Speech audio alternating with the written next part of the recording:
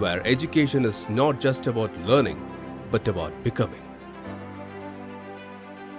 JNN Institute of Engineering, Autonomous, Chennai. 2 spoon போதும். Lion date syrup. இதுல iron, fibre, vitamins, நோய் எதிர்ப்பு சக்தி அதிகமா இருக்கு. Lion date syrup. Sivaraj Medical Colleges, Siddha, Homeopathy, Naturopathy and Yoga. Government fixed fees only. Contact 9842721500. இன்றைய நம்முடைய நேர்காணலில் நம்மோடு இணைந்திருக்கிறார் மூத்த பத்திரிகையாளர் திரு ரங்கராஜ் பாண்டே அவர்கள். வணக்கம் சார். வணக்கம். சரி, இப்போது தமிழகத்தில் புதிதாக ஒரு திட்டத்தை துவக்கி இருக்கிறதா நம்ம பார்க்குறோம். உங்களுடன் ஸ்டாலின் அப்படின்னுட்டு துவக்கி இருக்கிறோம். 45 நாட்களில் தீர்வு காணப்போகிறோம். மக்களிடையே நேரடியாகவே போய் அவர்கள் வீட்டிற்கு அருகே சென்று விண்ணப்பங்களை பெற்று குறைகளை நிவர்த்தி பண்ண போகிறோம்னு இறங்கியிருக்காங்க. எப்படி பார்க்குறீங்க? இதற்கு முன்னாடி இல்லந்தோறும் கல்வி அப்படின்னு வீடு வீடா அப்படின்னு இதே மாதிரி வச்சுருந்தாங்க. அப்புறம் உங்கள் தொகுதியில் ஸ்டாலின் அப்படின்னு வச்சுருந்தாங்க. இது மாதிரியான இதற்கு முன்னாடி அவங்க வச்சுருந்த ஸ்கீமுடைய நிலைமை என்ன அப்படின்னு ஒரு வெள்ளை அறிக்கை கிடச்சிது. நம்ம எவ்வளோ பேர் பார்த்தாங்க, எவ்வளோ பேர் போனாங்க, என்ன வந்தது அப்படின்னு எவ்வளோ பலன் கிடச்சிது, என்ன ரிசல்ட் கிடச்சதுன்னு தெரிஞ்சால் அடுத்த ஸ்கீமும் நம்ம யோசிக்கலாம். இது முழுக்க முழுக்க தேர்தலுக்கான ஒரு ஏற்பாடை தவிர வேறு எதுவும் தெரியல. ஏன்னா அரசு அதிகாரிகள் வருவாங்க அப்படிங்கிறத முகவர்கள் வருவாங்க அப்படின்னு சொல்கிறாங்க. அதாவது கவர்மெண்ட்டுடைய ரெப்ரஸன்டேட்டிவாக ஆள் வருவாங்க அப்படின்ட்டு. So not only government officers அவங்க வர முடியாது. ஏன்னா எல்லா இடத்துக்கும் முடியாது. ஊருக்கு ஒரு தாசில்தார் தான் இருப்பார். எத்தனை தாசில்தார் வர முடியும், எத்தனை ஆர்டி வர முடியும், எத்தனை டிஆர் வர முடியும். அப்போ முகவர்கள்னு அவங்க யார் அப்படிங்கிற ஒரு கேள்வி எழுது. அது ஒரு சந்தேகத்துக்குரிய விஷயமாக தான் இருக்குது. மக்களுக்கு பலன்கள் கிடைச்சா சரி, யார் யாரெல்லாம் மகளிர் உரிமை தொகையை விண்ணப்பிக்கிறாங்களோ அவங்களுக்கெல்லாம் நாங்கள் கொடுத்துருவோம் அப்படின்னு. அப்போ இந்த டிரைவ் ரொம்ப தெளிவாக தெரியுது. ஒரு வருஷத்துக்குள்ளே ஷார்ப்பாக சொல்லப்போனால் 8-9 மாதத்துக்குள்ளே எலெக்ஷன் வருது. ஸோ அதில் நம்ம எப்படிலாம் கெயின் பண்ண முடியுமோ, நம்ம மக்களுக்கு ஒரு அதிருப்தி இருக்குங்கிறத கண்கூட எல்லாரும் பார்க்குறாங்க. ஆன்டி இன்கம்பன்சி ஸ்ட்ராங்காக இருக்குன்னு டிஎம்கே காரங்களே ஒத்துக்கிறாங்க. அதில் நமக்கு கொண்டு. ஸோ அதை எவ்வளோ தூரம் செட்ரைட் பண்ண முடியும், ஒரு பேட்ச் ஒர்க் பண்ண முடியும் அப்படிங்கிறக்கான ஒரு முயற்சி தான் தெரியுது. அது எவ்வளோ தூரம் ஈடுபடுதுங்கிறது போக போக தெரியும். மகளிருக்கான சுயநிதி அந்த அது கௌரவ நிதி வரலாம். அதில் நிறைய பேர் பலன் தரலாம். அவங்க இன்னொரு 30 லட்சம் பேர் வரைக்கும் ஒரு பிளான் பண்ணி வச்சுருக்காங்க. எப்படியாவது ஒரு 1.5 கோடி பேர் தட்டிட்டு போயிடணும் அப்படின்னு. ஆனால் அது ஓட்டாக மாறுமாங்கிறதுல எனக்கு ரொம்ப ஸ்ட்ராங்கான டவுட். ஏன்னா இது வரைக்கும் அது ஓட்டாக மாறலன்னு ரொம்ப திடமான எனக்கு அனுபவம் இருக்குது.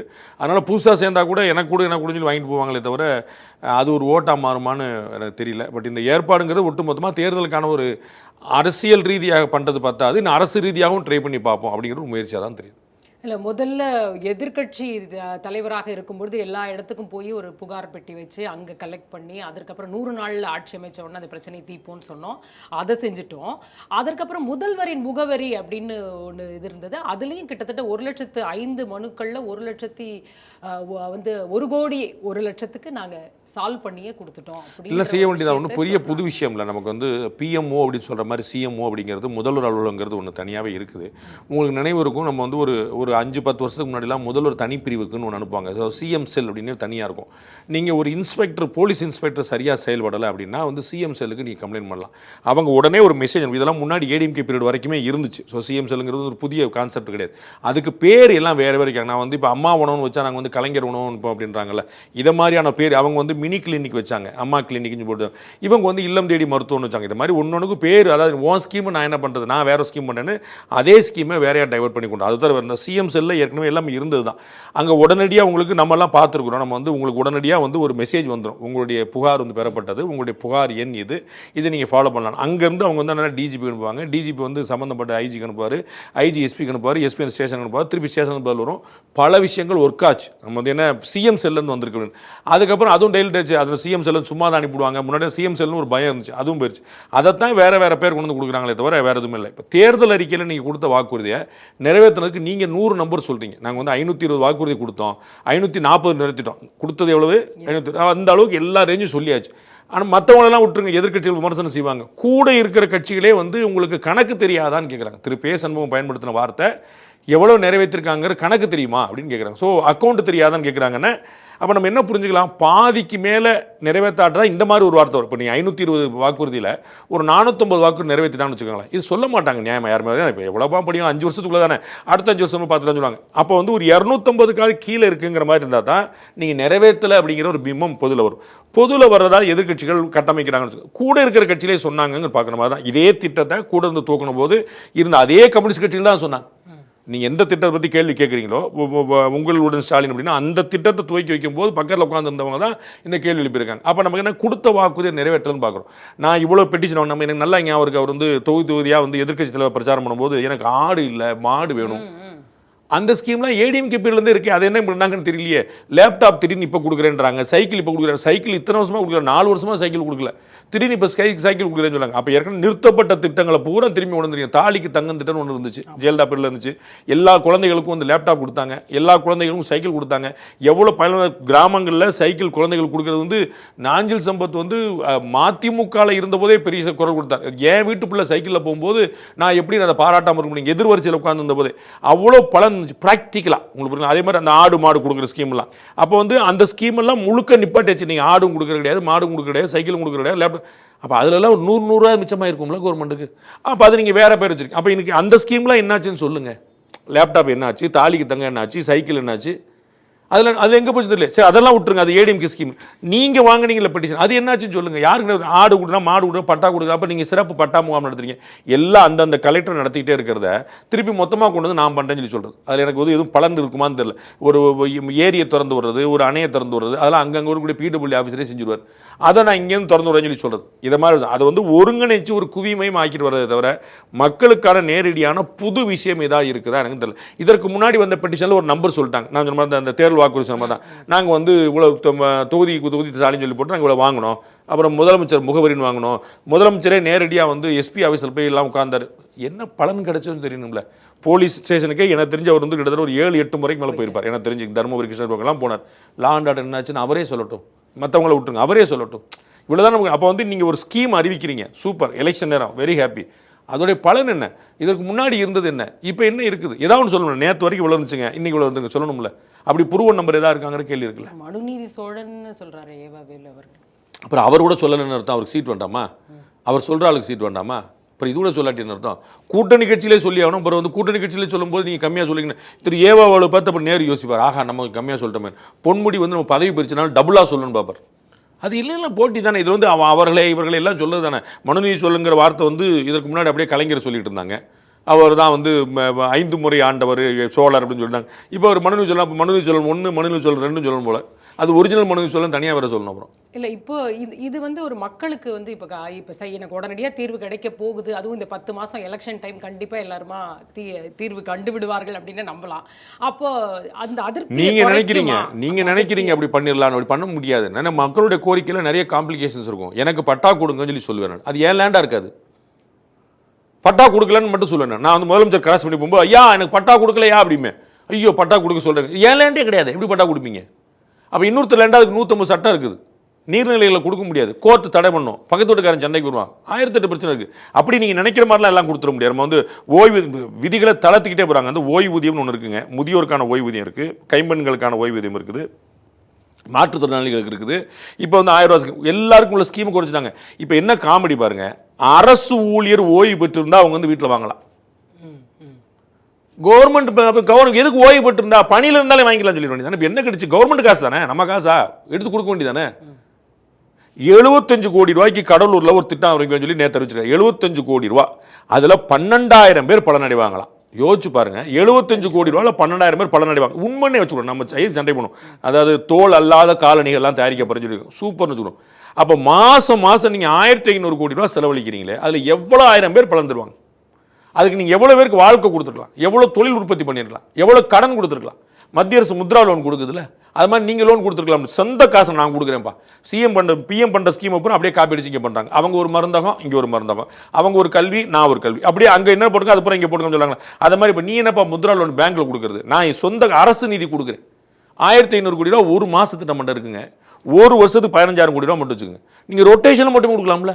உங்களுக்கு ஒரு 10 கோடி ரூபா கொடுத்துட்டு நீங்கள் தொழில் பண்ணுங்க, மிச்சத்தை காசு கொடுங்க, ப்ராஃபிட் வச்சு எங்களுக்கு கொடுங்கன்னு சொல்லிச்சுன்னா அந்த 10 கோடி ரூபா வச்சு இன்னொருத்தர் கொடுக்கலாம்ல. 10 கோடி வீணா போகுது. அந்த ஒரு வருஷத்துக்கு நீங்கள் 15,000 கோடி மிச்சம் வச்சுன்னா அந்த 15,000 கோடி ரொட்டேஷன் வச்சு திருப்பி அடுத்த வருஷம் அலாட் பண்ண வேண்டியதே இல்லை. உங்கள்கிட்ட நான் எடுத்த காசு அடுத்தவருக்கு கொடுப்பேன். இது வாக்குகளா மாறும்ன்ற நம்பிக்கையில் தான். வாழ்க்கை கொடுத்தா தானே வாக்கா மாறும். நீங்க டாஸ்மாக்குள்ள போகும். உங்களுக்கு 10 கோடி ரூபா லோன் கொடுத்தா யுவர் லைஃப் வில் சேஞ்ச். நீங்க எவ்வளவு பெருசா யோசிப்பீங்க. You will be an entrepreneur.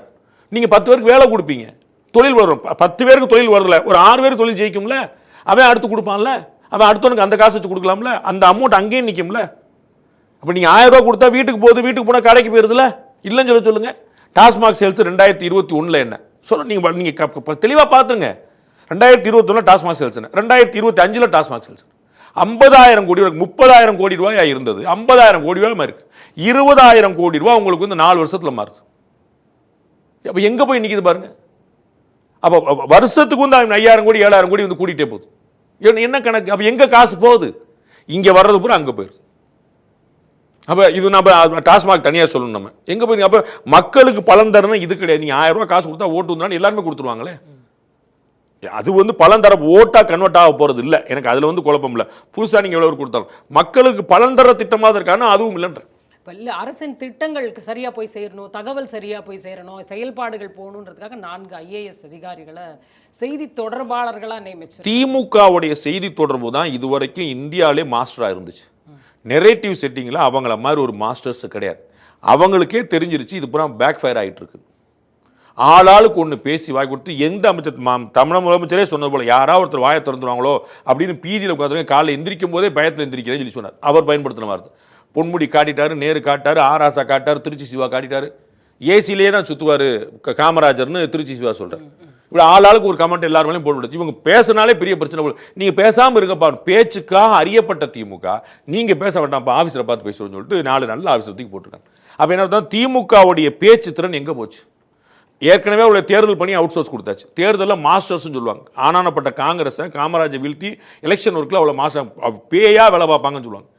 அதுவே அவுட் சோர்ஸ் பண்ணியாச்சு. வேற ஒருத்தர் ஸ்டாண்ட் பண்ணி நான் ஸ்டாலின் ஆஃபீஸ்லேருந்து ஃபோன் பண்ணுறேன் அப்படின்னு சொல்லி வேற ஒருத்தர் முதலமைச்சருடைய பேரை சொல்லிட்டு இருக்காரு. அப்படி கிளம்பிட்டாங்க அவுட் சோர்ஸ்டு. இப்போ வந்து பிஆர்ஓக்கும் பண்ண முடியல. அதுலேயே மாஸ்டராக இருந்தாங்க.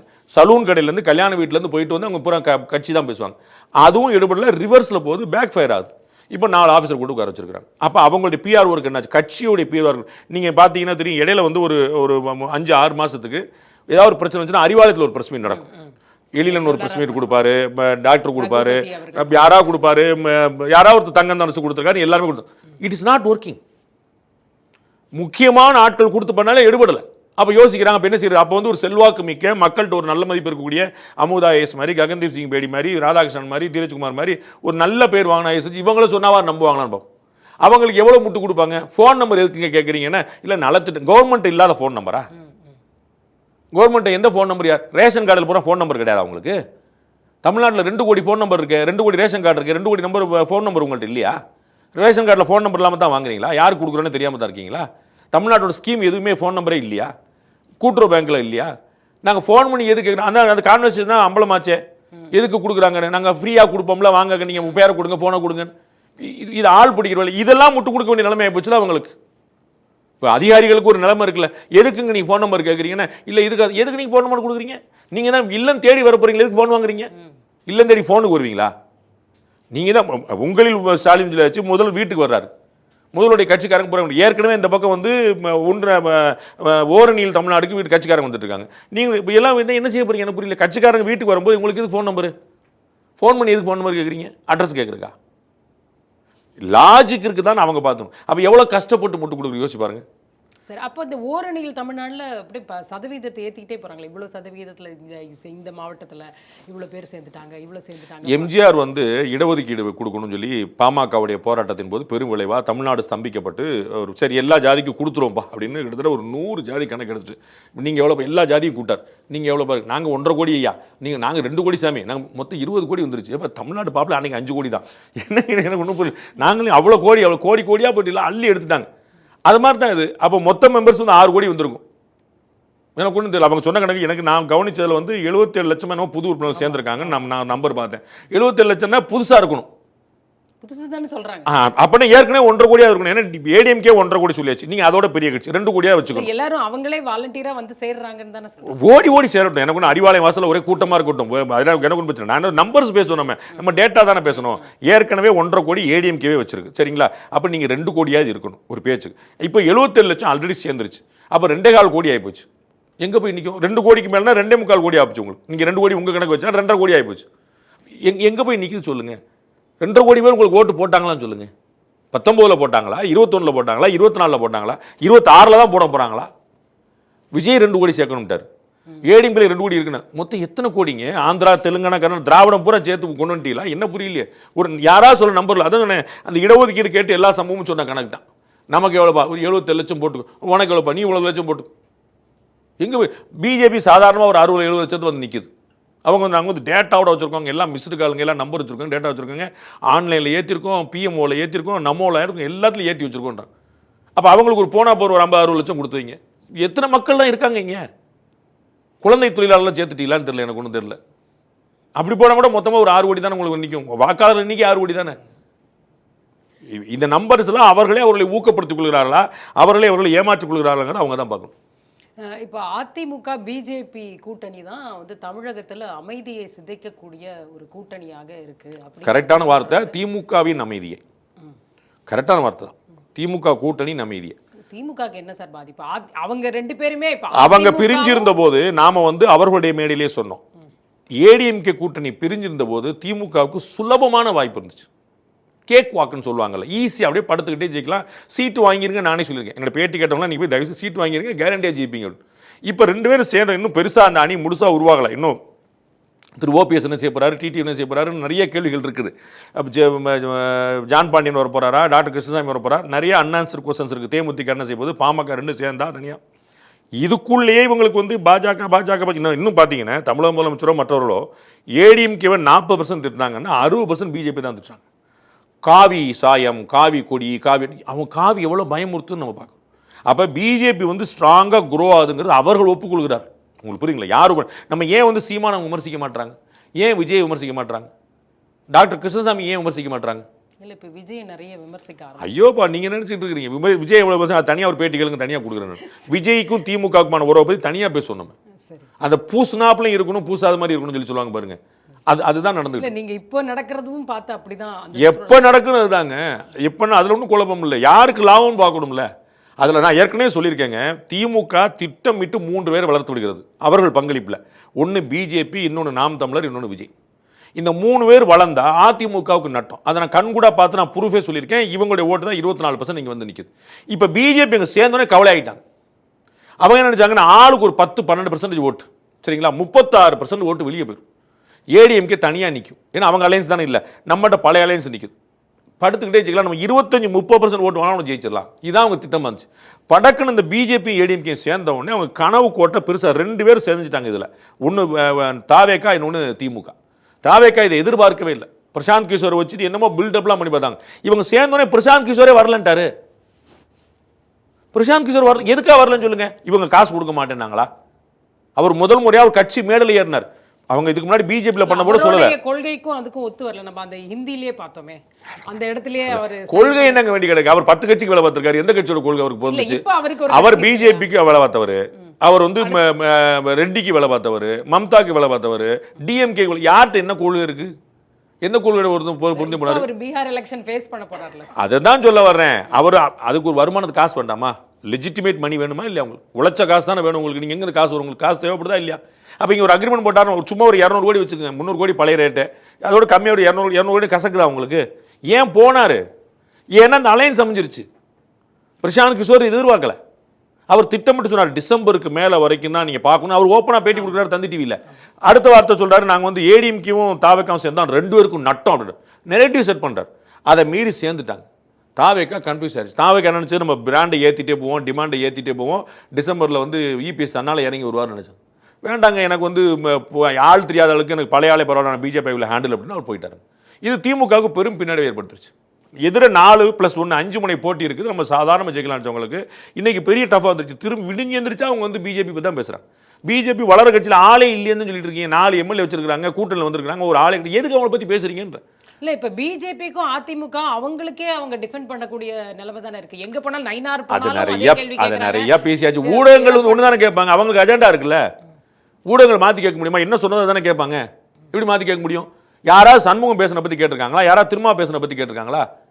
கூட்டணிகளை நம்பி தான் ஆட்சி அமைக்க முடியுங்கிற அளவுக்கு திராவிட கட்சிகள் இறங்கி விட்டானு சொல்லியிருக்காரு திருமாவளவன். திமுக ஒருத்தர் பேசுறாங்களே, என்ன யாரை பார்த்து என்ன சொன்னீங்க? உங்களை நம்பி நாங்கள் இருக்குமா, எங்களை நம்பி நீங்க கேட்டுக்கலாமா? இல்லை ஒரு வார்த்தை அவர் 2 கட்சி தானே சொல்றாரு. அவங்க அடுத்த வரி பிடிச்சிட்டு உட்காந்துருக்காங்க. கூட்டணி ஆட்சி அமைக்கிறோம், அப்பாட நல்ல வேலை பண்ண. அண்ணன் எலெக்ஷனுக்கு பிறகு என்ன கேட்கிறாரு பார்த்துட்டு இருங்க. எலெக்ஷன் முன்னாடி அண்ணன் என்ன சொல்ல எனக்கு தெரியும். எலெக்ஷன் பிறகு அண்ணனுக்கு எலெக்ஷனுக்கே உங்களுக்கு இருக்கணும். அண்ணன் எவ்வளோ டிமாண்ட் பண்ண போகிறான்னு பார்த்துக்கிட்டே இருங்க. எவ்வளோ ஓடிக்கிட்டு இருக்கு டிமாண்டுங்க. ஏடிஎம்கே பிஜேபியே கூப்பிட்டு இருக்காங்க, வாங்க பார்த்துக்கலாம் ஒன்றும் பிரச்சனை இல்லைன்னு. டிவிக்கே கூப்பிட்டே இருக்கிறாங்க. அவ்வளோ எவ்வளோ ஏற்றுவாருங்க. அப்போ எலெக்ஷனுக்கு பிறகு என்ன செய்ய போகிறான்னு பாருங்க. அப்போ அவங்களே யாராவது எந்த ஊடகங்கள் நைனா நாயந்திரன் போனால் கேட்பாங்க, ஏடிஎம்கேல போனால் கேட்பாங்க, எடப்பாடி போட இந்த டிஎம்கே ஏதாவது கேள்வி உண்டா? என்னைக்காவது கேட்டிருக்காங்களா? ஊடகங்கள் கேட்பாங்கன்னு எனக்கு ஒன்றும் சர்ப்ரைஸே இல்லையே. திருப்பூர் அஜித்குமார் கொல்லப்பட்ட வழக்கில் எந்த மீடியா பேசிச்சு, எந்த நடிகர்கள் பேசினாங்க, இதற்கு முன்னாடி என்ன இருந்துச்சு? இவங்களாம் என்ன 2021 மே மாதம் வரைக்கும் இவங்களாம் என்ன பண்ண நம்ம தெரியாமலா இருக்கு? நம்ம வரலாற்றில் கண்ணு மூடிட்டு உட்காந்துருக்கல. விஜய் இப்போ கேட்குறாரு திருப்புவனம் விஷயத்துல விஜய் இப்ப போராட்டம் நடத்தி அவர் கேள்வி கேட்குறீங்க, சிபிஐக்கு பின்னாடி போய் நீங்க ஒளிஞ்சிட்டு இருக்கீங்க. அதுல ஒரு பெரிய கண்டுபிடிப்பு கண்டுபிடிச்சாரு. RSS பிஜேபிக்கு பின்னாடி சிபிஐ இருக்குன்னு எப்படி கண்டுபிடிச்சாருன்னு தெரியல எனக்கு. இது எதை வச்சு சொல்றாருன்னு கேட்கும். காங்கிரஸ் கட்சி நாளை கூட்டணிக்கு வந்தா சேப்பாரா மாட்டார். காங்கிரஸ் கட்சி பத்தி ஒரு வார்த்தை விமர்சனம் பண்ணியிருக்காரு. காங்கிரஸ் கட்சியில சிபிஐ கூண்டு கிளி போல இருக்குன்னு சுப்ரீம் கோர்ட் திட்டுச்சு. சிபிஐ டைரக்டரை குற்றம் சாட்டப்பட்டவர் போய் வீட்டில் போய் பார்த்துருக்காரு. அவங்க நோட் எழுதி வச்சிருக்காங்க, போய் பார்த்துருக்கு. இப்படி செயல்பட்டு இருந்தவங்க பேசுறாங்க ஊருக்கு. அவருக்கு சேப்பாரா மாட்டாருன்னு கேளுங்க. காங்கிரஸ் ஒரு வார்த்தை சொல்லுங்க. ஜனநாயகத்தை கீழே படுகுழியில் தள்ளி காங்கிரஸ் கட்சி 150 இடங்கள்ல 150 உதாரணங்கள் சொல்லுவேன். அவங்க அரசமைப்பு திருத்தினெல்லாம் எதுக்கு திருத்திருக்கான்னு பாருங்க. அவங்களுடைய சுயலாபத்துக்கு 100 முறை திருத்திருக்காங்க. அவங்க கான்ஸ்டியூஷன் இவர் காங்கிரஸ் பத்தி ஒரு வார்த்தை பேசுவாரா? அவர் ஒரு கணக்கு திமுக ஒண்ணும் பாரு, காங்கிரஸ் பிஜேபி ஒன்றும் சொல்லுவாரா? சும்மா இது பின்னாடி ஒளிஞ்சிக்கிட்டு இருக்கு. சிபிஐ என்ன ஒளிஞ்சிட்டு இருக்கு? எதுக்கு அப்புறம் சிபிஐ விசாரணை கேட்குறீங்க? சிபிசிஐடி யார் பின்னாடி ஒளிஞ்சிட்டு இருக்கும்? காவல்துறை யார் பின்னாடி ஒளிஞ்சிட்டு இருக்கும்? இல்ல அவங்க நீதிமன்ற கண்காணிப்பின்ல சிட்டோட இது தானே கேட்குறாங்க. அது எல்லாம் வந்துருச்சா? இதுக்கு முன்னாடி நீதிமன்றத்தை கண்காணிப்பில் போட்ட பூரா வந்துருச்சா? கமிஷன் வரைக்கும் 100 வந்திருக்காங்க. எல்லாமே வந்துருமா? ஒத்துக்கிடுவாரா இவர்? ஏதாவது ஒரு மாறி தீர்ப்பு வந்தால் ஒத்துக்கிடுவாரா? இல்லைங்க கஸ்டோடி இல்லத்தில் நடந்த 24 20க்கு இல்லைன்னு சொல்லிட்டாங்கன்னு போலீஸ் வெர்ஷன் ஒன்று இருக்கு. 24 கஸ்டோடி டெத் கிடையாதுன்றாங்க. அதை ஒத்துக்கிடுவாரா? நீதிமன்றம் சொல்லி சரின்னு சொல்லிடுவாரா? இவர்கள் சும்மா திடீர்னு அக்கா கனிமொழி சொன்ன மாதிரி சினிமாவில் ஒன்று சொல்லுவாங்க, நேரில் ஒன்று சொல்லுவாங்க. அதெல்லாம் வச்சுட்டு போனால் அவங்களுக்கு அவங்களோட நோக்கம் நமக்கு என்னன்னு தெரியும். அதை ஒரு பெருசாக யோசிக்க வேண்டியதில்லை. இல்லை அதுதான். அதை தொடர்ந்து திமுக ஐடி விங்லேருந்து ஆரம்பித்து எல்லாருமே சேர்ந்து விஜயை டார்கெட் பண்ணுற மாதிரி தான். நல்லது தானே, விஜய் வளரும்னு அவங்க விரும்புகிறாங்க. நான் தான் சொன்னேன், விஜயும் நாம் தமிழரும் வளரும்னு அவங்க விரும்புவாங்க. ஏன்னா ஏடிஎம்கே பிஜேக்கு ரொம்ப வளர்ந்துருச்சு. இன்னைக்கு திமுக வேண்டான்னு சொன்னவங்களுக்கு 4 வாய்ப்பாக இருந்த இடத்துல ஒரு வாய்ப்பாக முதல் வாய்ப்பாக அதிமுக பாஜக கூட்டணி வந்துருச்சு. டிஎம்கே வேண்டான்னா வெள்ளத்தை வந்த கூட்டணி இதுன்னு வந்துருச்சு. நாங்கள் ஒரு அனாலிசிஸ் எடுத்து போட்டுருக்கோம். கிட்டத்தட்ட 95 சீட்டில் உத்தரவாதமாக ஜெயிக்கிறதுக்கான ஸ்பேஸ் இருக்குது. ஒரு 20 சீட்டு ஜம்ப் அடிச்சா போதும் உங்களுக்கு. 118 சீட்டு போதும் உங்களுக்கு. அப்போ 95 வரைக்கும் வந்தவங்க 20 சீட் அடிக்கிற பெரிய வித்தியம். எப்படியுமே உச்சத்தை தொட்டவங்க டிக்ளைன் வருவாங்க. 2024 நம்ம பாராளுமன்றத்தில் பார்த்தோம். பிஜேபி உச்சத்தை தொட்டு இருந்துச்சு, ஒரு டிக்ளைன் வந்துச்சு. இப்போ டிஎம்கே தன்னோட உச்சத்தை தொட்டுருச்சு, டிக்ளைனுக்கான ஸ்பேஸ் அதிகமாக இருக்குது. அப்போ அதிமுக கூட்டணி வரக்கான வாய்ப்பு இருக்குது. அப்போ அதுதான் யோசிப்பாங்க. அப்போ இதே கணக்கில் சொல்லிட்டே இருக்க வேண்டியதாக வேறு ஒன்றும் கிடையாது. எலெக்ஷன் வரைக்கும் மாற்றி ஒரு அஜெண்டா போட்டு ஏதாவது சொல்லி கொண்டு வருமா கூடியமாப்பாங்க. பிஜேபி வளர்ந்துட்டு இருக்கு, ஏடிஎம்கே வளர்ந்துட்டு இருக்கு. முதல் வாய்ப்பாக அவங்க இருக்கிறாங்க. அதனால அவங்க என்ன செய்வாங்க, இந்த பக்கம் விஜயை கொஞ்சம் வளர்த்து விடுவோம், இந்த பக்கம் நாம் தமிழர் கொஞ்சம் ஸ்பேஸ் கொடுப்பாங்க. அந்த ஸ்பேஸ் ஏன் கொடுப்பாங்கன்னா, எதிர்கட்சினா நாம் தமிழர் பெட்டரு, எதிர்கட்சினா விஜய் பெட்டருங்கிற ஒரு பிம்பம் வரணும். அப்படி வந்துச்சுன்னா ஏடிஎம்கே பிஜேபி போகிற ஓட்டு 100 ஓட்டு குறையும். இது அவங்க அப்போ 3 பேருக்குமே ஓட்டு குறைஞ்சேன்னா கொஞ்சம் கூட வச்சுருந்தா இவர் 8 ஓட்டு, ஒரு 10 ஓட்டு, ஒரு 12 ஓட்டு, 14 ஓட்டு வாங்கினார் ஜெயிச்சுடுவார். அதுதான் அவங்க திட்டம். அவள் அரசியலில் ராஜதந்திரி இல்லையா திமுக? அதில் உங்களுக்கு என்ன குழப்பம்? பட் அது இந்த முறை அவ்வளோ சுலபமாக நடக்க போகிறதுலங்கிற பாயிண்ட். ஏடிஎம்கே பிஜேபி அலையன்ஸ் வந்ததுலேருந்து அந்த எலெக்ஷனுடைய ஃபேஸ் கம்ப்ளீட்டாக மாறிடுச்சு. இருந்தாலும் இப்போ திரும்பி ஓபிஎஸ் திரும்பி ஆரம்பிக்கிறாரு மதுரையில் ஒரு. ஆமாம், அவருக்கு ஒரு நியாயம் கிடைக்கணும்ல. நீங்கள் அவர் நட்டாத்தில் விட முடியாதுல்ல. பிஜேபி ஏதாவது பேசணும், ஏடிஎம்கே ஏதாவது பேசணும், யாருமே பேச மாட்டேன்னு அவராக பேசணும்ல. அவருக்காக மற்றவங்க பேசுவான்னு பார்த்தாங்க, யாரும் பேசலை. அவருக்கு 2017 அவர் பேசியிருக்கணும், விட்டுட்டாரு. சரி போச்சு, இனிமேல் பேசணும். அவரை பேரை பயன்படுத்தி பல நினைஞ்சவங்க நிறைய பேர் இருக்கிறாங்க. அவர் கூட இருந்தவங்க, எதிர இருந்தவங்க அவர் பேரை சொல்லிடுவாங்க. இல்லாட்டி நான் ஓபிஎஸ் கூட போயிருவேன் அப்படின்னு சொல்லினா மற்றவங்களாம் அண்ணன் உட்காந்துக்கிட்டே இருந்துட்டார். அவர் பிஜேபியை முழுக்க 100% நம்பினார். ஏடிஎம்கேலேருந்து ஒரு மாற்றம் வரும் நம்பினார். ரெண்டுமே வரல. அப்போ அவருக்கான பொழப்பை அவர் பார்க்கணும்ல. விஜய் கூட போனாலும் நல்லது நடக்கும் சொல்றாரு. என்ன நடந்துட்டு போகுது? 4ஆம் தேதி அவர் அனௌன்ஸ் பண்ற விஷயம், நான் டிடிவியை கூப்பிட்டுருக்கேன்னு சொல்றாரு, சசிகலா அவர்களை கூப்பிட்டுருக்கேன்னு சொல்றாரு. சசிகலா அவர்கள் வருவாங்களா போவாங்களான்னு எனக்கு தெரியல. சசிகலா அவர்களா சந்திச்ச மாதிரி தெரியல. சசிகலா அவர்கள் தனி கேஸ். நீங்க அதில் அவங்களுக்குள்ளே வேறையா பிரிக்கணும்.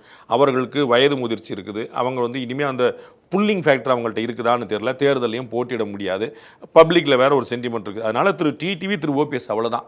திரு டிடிவி தனி கட்சி, அதனால அவரோட அலைன்ஸ் வச்சுக்கலாம். அது பிஜேபி கோட்டாலே கொடுத்துடலாம். ஒரு பேச்சுக்கு ஒரு 80 சீட்டு கொடுத்துட்டு அதில் வந்து நீங்களே வந்து பழைய என்டிஏ பூரா எடுத்துக்கோங்கப்பா அப்படின்னு சொல்லிட்டு தமாகாக்கு நீங்களே கொடுத்துருங்க, டாக்டர் கிருஷ்ணசாமி நீங்களே கொடுத்துருங்க, ஜான் பாண்டி நீங்களே கொடுத்துருங்க, டிடிவிக்கு நீங்களே கொடுத்துருங்க, தேமுதிக நீங்களே கொடுத்துருங்க, ஒரு கணக்கில் வச்சுக்கலாம். அது வந்து ஒன்றும் பெரிய பிழையாயிர போதில்லை. அந்த மாதிரி கொடுத்துட்டு பண்ணிக்கலாம். அதில் வந்து ஒரு கணக்கில் வந்து டிடிவி உள்ளே வந்துட போகிறார். அப்போ திரும்ப சசிகலா மட்டும் தான், சசிகலா அவர்களுக்கு வணக்கம் ராஜமாதா நல்லா இருங்க அப்படின்னு சொல்லிட்டு கும்பிட்டு அப்படியே போயிட வேண்டியதான். அப்போ திரு ஓபிஎஸ் உள்ள கொண்டு வரல, என்ன சிக்கல் இருக்குன்னு தெரியல. வராட்டா நட்டம் தானே உங்களுக்கு. நீங்கள் இப்படி தானே 2024 ஒரு பாடம் அனுபவிச்சிங்க. 2024 அவர் வேண்டாம் இவர் 2021 திரு அமித்ஷா வந்து ஓபிஎஸ் இவங்க சேர்த்து டிடிவியை சேர்த்துக்கன்னு சொன்னார், மாட்டேன்னு சொன்னீங்க. என்ன ஆச்சு 2021 பார்த்து? 2024 ஏடிஎம்கே கூட பிஜேபி சேர்ந்துருவோன்னு ஏடிஎம்கே தலைவர் எல்லாருமே சொன்னாங்க, மாட்டேன்னு சொன்னீங்க. என்ன ஆச்சுன்னு பார்த்து இப்போ சேர்க்கல என்ன சிக்கல் வந்துடும்? அப்போ எவ்வளோ கடுமையாக உழைக்க வேண்டியிருக்கும், தென் மாவட்டம் எழுச்சி எவ்வளோ சிக்கல் வரும், அதை அவங்க மாற்று பண்ணணும். அப்போ ஓபிஎஸ் வந்து தனக்காக யாரும் பேசலை, அப்போ தானே பேசணும்னு கிளம்பிட்டார். டிடிவி கூட்டணி ஆட்சி பத்தி பேசுறாரு. இப்ப பாமக அன்புமணி அவர்களும் அது எலெக்ஷன் பிறகு பார்த்துக்கலாம். எல்லாரும் பேசதான் செய்வாங்க, ஆட்சிக்கு வரணும் எல்லாரும் பேசதான் செய்வாங்க. நீங்க வருத்தப்பட முடியுமா? இல்ல இவ்வளவு காலமா யாரும் அந்த மாதிரி ஒரு நீங்க தமிழ்நாட்டுல வரவே இல்லையா? எங்க டிவியை வந்து டார்ச்சர் வச்சு உடைச்ச கமல்ஹாசன் எங்க போனாரு? நண்பர் ரஜினிகாந்த் பார்க்க போயிட்டார்ல, என்னுடைய புது பயணம் துவங்கிருச்சுன்னு. அதெல்லாம் எலெக்ஷனுக்கு பிறகு மாற்றிடுவோம். உண்மை தெரியும் போது எல்லாம் நான் சரியாயிருவாங்க. அவ்வளோ அது ஏடிஎம்கேக்கு வந்து ஒரு மைனாரிட்டி பலம் கிடச்சுன்னா எல்லாம் சேர்ந்து கூட்டணி ஆட்சி அமைக்க வேண்டியதான். ஏடிஎம்கேக்கு தனிப்பொரு ஆட்சி அமைச்சுன்னா அவங்க அடுத்த அமைச்சு யார் அமைச்சர் பண்ணுவா? 150 சீட்டு வந்து ஏடிஎம்கே ஜெயிச்சிருக்கு. யார் கூட்டணி ஆட்சின்னு யார் சண்டைக்கு வருவா? 90 சீட்டு தான் இருக்குது. அப்போ கூட்டணி ஆட்சி அமைச்சு தான் ஆகணும். அது ரிசல்ட்டுக்கு பிறகு பார்த்துருவோம். எல்லாரும் கூட்டணி ஆட்சிக்காகவும் தனிப்பொரு ஆட்சிக்காகவும் முயற்சிக்கிறது நல்லது தானே. அது அவங்க கட்சி வளர்க்குறதுக்கு தானே உட்காந்துருக்காங்க. சீமான் எதுக்கு உட்காந்துருக்காரு? டிஎம்கே ஆட்சி கொண்டு வரதுக்கா? அவர் கட்சியை தான் ஆட்சி அவர் முயற்சி அவளாளுக்கு முயற்சி பண்ண. இதில் தப்பு நம்ம என்ன சொல்றது? அது இன்னைக்கு வந்து ஒரு பிரஸ்தாபிச்சு ஒன்றும் ஆக போகிறதில்ல. எல்லாரும் சொன்னால் வாழ்க வாழ்கன்னு சொல்லிட்டே இருக்க வேண்டியதான். ரிசல்ட்டுக்கு பிறகு தான் வரப்போகுது. முதல்ல எத்தனை எம்எல்ஏ வச்சிருக்கீங்கன்னு கேட்கணும். அப்புறம் கூட்டணி ஆட்சியா மற்ற ஆட்சியா நம்ம கேட்டுக்க வேண்டியதான். இப்போ பாமகவில் ஒரு சேஞ்ச் நடந்திருக்கு. வந்து அம்மா வந்து மகனை சந்தித்திருக்கிறாங்க. ஸோ இந்த மாற்றங்கள் வரும். எனக்கு வந்தால் நல்லது, அவங்களுக்கு வராட்டா நம்ம ஒன்றும் செய்யறதுல. டாக்டர் ராமதாஸ் வந்து அம்மாவை தான் பாட்டில் வச்சு அடிக்க பார்த்தாரு அப்படின்னு சொல்லி அன்புமணி ராமதாஸ் அவர்கள் சொன்னார். அம்மா தான் போயிடுச்சு முதல்ல. அங்கே பாட்டில் வச்சு அடிக்க பார்த்தாலும் முதல்ல அம்மா தானே போயிருக்கக்கூடாது. முதல்ல அம்மா போயிடுச்சு. அப்புறம் ஐயா ஒரு வாரம் தெரில, இல்லாட்டி மகன் அங்கே ஒரு வாரம். அது உடஞ்ச கண்ணாடி. அது அம்மா வந்தாலும் ஐயா வந்தாலும் ஜூனியர் டாக்டர் வந்தாலும் எல்லாம் வந்தாலும் அது உடஞ்ச கண்ணாடி தான். அதை ஒட்ட வச்சுக்கலாம், நீங்கள் முகம் பார்த்துக்கலாம். ஒரு பக்கம் ஒரு சைஸ் வேறு மாதிரி இருக்கும், ஒரு பக்கம் வேறு மாதிரி இருக்கும். அப்படி தான் இருக்குது. அதில் வந்து அந்த இடம் வந்து அது முடிஞ்சு போச்சு. அதுக்கு மேலே ஒன்றும் இல்லை. அவர்கள் வந்து இனி பழைய இடத்தை தக்க வைப்பதற்கே பெரும்பாடு பட வேண்டியிருக்கும். ஒரு 5% வாக்கு வச்சுருக்காங்க எப்பயுமே. அந்த 5 ரீடைன் பண்ணுறதுக்கே ரீகெயின் பண்ணுறதுக்கே அவங்க வந்து பெரும்பாடு பட வேண்டியிருக்கும். அவர்கள் இணைந்தாலும் பிரிந்தாலும் அதில் எந்த மாற்றம் இல்லை. இப்போ அது 10 மாதத்துலேயே இவங்க இந்த சைடு ஓரணியில் தமிழ்நாடு நடக்குது, இந்த சைடு வந்து இபிஎஸ் அவர்களுடைய பயணம் சுற்றுப்பயணம் நடந்துட்டு இருக்கு. எதில் அப்பர் ஹேண்ட் இருக்கிறதா? அட்வான்டேஜ் எப்பயுமே எதிர்கட்சிக்கு தாங்க இருக்கும். அதை பயன்படுத்திக்கிறாங்களான்னு பார்க்கணும். எப்பயுமே நீங்கள் போய் யார்கிட்டயா ஒரு சாதாரண ஒரு ஆள்கிட்ட டிக்கெட் போய் ஆட்சி எப்படி இருக்குது அப்படின்னா ஆட்சி அங்கே நடக்குது பாரு, அவருக்கு எதுவும் சொல்ல தெரியாது. அந்த அதிருப்தி எப்பயுமே காமன் மேனுக்கு வந்து ஆட்சி மேலே இருக்கும். அதில் வந்து ஒன்றும் குழப்ப முடியாது. அதை இவர் கெயின் பண்ணிக்கிறாரா இல்லையா அப்படிங்கிறது அவருடைய சாமர்த்தியம் இருக்கு. நீ அப்போ போய் கேட்டாலும் 2 வருஷத்துக்கு பிறகு, ஃபர்ஸ்ட் 1 வருஷம் எல்லாரும் ஜூப்ளியண்டாக இருப்பாங்க, ஹாப்பியாக இருப்பாங்க. 2வது வருஷத்துக்கு பிறகு நீங்கள் எந்த ஆட்சியை பற்றி கேட்டு நரேந்திர மோடி பற்றியும் கேட்டு பாருங்க, கீழே கேட்டு நினைச்ச மாதிரி இல்லை சார் அப்படி. பிஜேபி காரங்களே நம்ம நினைச்ச மாதிரி இல்லை சார், அண்ணாமலைக்கு முன்னாடி வேற மாதிரி. ஸோ இந்த அதிருப்திங்கிறது இயல்பு, உங்களுக்கு புரியுங்களா? அப்போ வந்து அதை பயன்படுத்திக்கிறாரா, கேபிட்டலைஸ் பண்ணிக்கிறாராங்கிறது அவருடைய திறமையை பொறுத்து. அதிருப்தி இருக்குது, அதில் எந்த செகண்ட் தாட்டும் கிடையாது. ஆன்டி இன்கம்பன்சி இருக்குது, அது ஸ்ப்ரெட் ஆகாமல் ஸ்கேட்டர்ட் ஆகாமல் வந்து அது அள்ளிக்கிறாராங்கிறது அவருடைய திறமையை பொறுத்து. நேரத்திற்கும் கருத்துக்களுக்கும் நன்றி.